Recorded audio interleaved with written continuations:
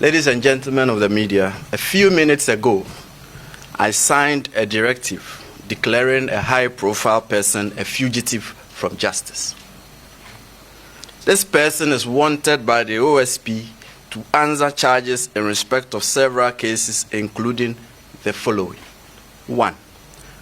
Contractual arrangements between Strategic Mobilization Ghana Limited and the Ghana Revenue Authority for the stated objective of the enhancement of revenue assurance in the downstream petroleum sector, upstream petroleum production, and minerals and metals resources value chain. 2. Termination of a distribution, loss reduction, and associated network improvement project contract between the Electricity Company of Ghana Limited and Beijing Zhaochen Technology BXC. 3. Procurement of contractors and materials and activities and payments in respect of the National Cathedral project. 4. Activities and payments in respect of a contract awarded by the Ministry of Health, initially commenced by the Ministry for Special Development Initiatives to Service Ghana Auto Group Limited for purchases and after-sales service and maintenance of 307 Mercedes-Benz Sprinter 305 CDI ambulances for the National Ambulance Service. And 5. Payments out of and utilization of the tax refund account of Ghana Revenue Authority. Ladies and gentlemen of the media, the fugitive's name is Kenneth Nanaya Ofori-Atta. Mr. Ofori-Atta is 66 years old. He was the Minister of Finance of the Republic between 2017 and 2024. Mr. Ofori-Atta left the jurisdiction on or around 2 January 2025. On 24 January 2025, the OSP communicated to Mr. Ofori-Atta that the OSP considered him a suspect in respect of 4 of the cases described above.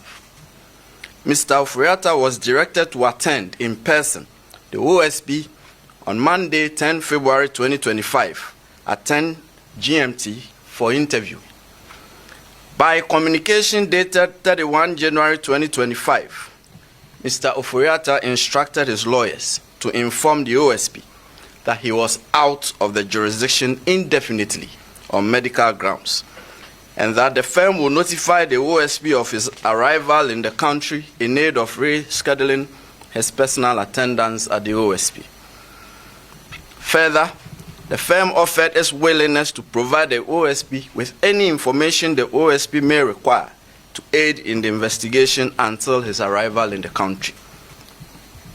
Then on 5 February 2025, the OSP responded to Mr. Ofori-Atta, copied to his lawyers, that the OSP did not need or require notification from his lawyers of his arrival in the jurisdiction. The OSP acknowledged Mr. Ofori-Atta's lawyer's gracious offer to provide the OSP with information in aid of the investigation. However, and this is important, the OSP insisted that Mr. Ofori-Atta's personal attendance at the OSP was required. After all, the lawyers are not under investigation. I don't need lawyers to answer questions on your behalf when you are being investigated. The OSP declined Mr. Ofori-Atta's request to be away from the jurisdiction indefinitely on medical grounds on his say-so. Consequently, the OSP directed Mr. Ofori-Atta to indicate by close of business on Monday, 10 February 2025, a reasonable date of his return to the jurisdiction and attendance at the OSP. The OSP warned Mr. Ofori-Atta that if he failed so to do, the OSP would take all necessary legal steps to secure his return to the jurisdiction and attendance at the OSP at our own choosing.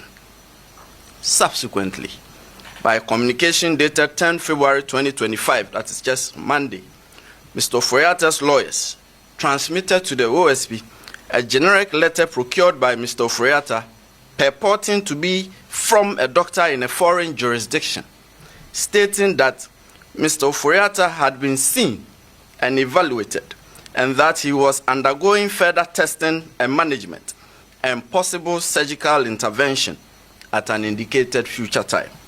And further, that his medical condition necessitates that he will stay and follow up on his appointments. On account of this purported medical letter, Mr. Ofori-Atta's lawyers prayed that the attendance in person of Mr. Ofori-Atta at the OSP should be fixed, taking into account the medical report from his doctors. And at 4:16 p.m. the very next day, that is yesterday, Tuesday, 11 February 2025, before we could respond to the letter that came on Monday, the OSP received another letter from Mr. Ofori-Atta's lawyers. This time, it was an inquiry.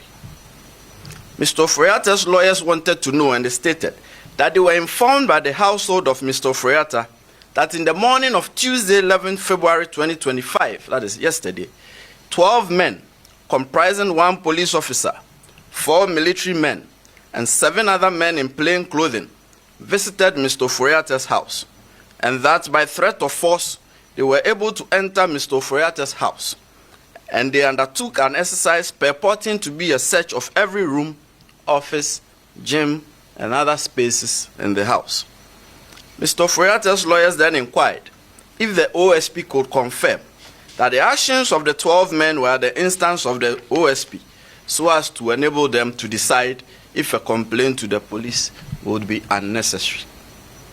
Mr. Ofori-Atta's lawyers then prayed for a prompt response from the OSP to prevent imposter action. We are now responding promptly, and we have chosen the course of answering Mr. Ofori-Atta's inquiry publicly at this briefing, considering the circumstances surrounding the purported raid at Mr. Ofori-Atta's house, media reportage of the purported raid, and in light of the reckoning that some media houses have stated emphatically that the OSP was behind the purported raid, and in light of the reckoning that the purported raid is being made to appear as if it was some untoward action by the OSP stemming from some contrived vendetta held by the OSP against Mr. Ofori-Atta. So, here we go. And this is our response to Mr. Ofori-Atta directly, but through you, the media. Mr. Ofori-Atta, the OSP did not raid your house on Tuesday, 11 February 2025, or on any other day. Mr. Ofori-Atta, the OSP did not cause any persons, however uniformed or bedecked, to raid your house on Tuesday, 11 February 2025, or on any other day. Mr. Ofori-Atta, that could not have been the OSP, and that is not our style. If the OSP enters your premises, you will not be in doubt as to whether it was the OSP that had come there, and your lawyers will not have cause to do an inquiry ascertaining whether it was the OSP. We have our unique methods of conducting searches, and we have uniquely designed insignia identifying ourselves, and not just by a statement that we are from the OSP. This is one such main insignia. A person cannot just show up and say they are from the OSP. It's cheap. Anyone can say that. But when the OSP enters your premises, you will definitely know by our insignia, our methods, and the way we identify ourselves that this is the OSP. Our intelligence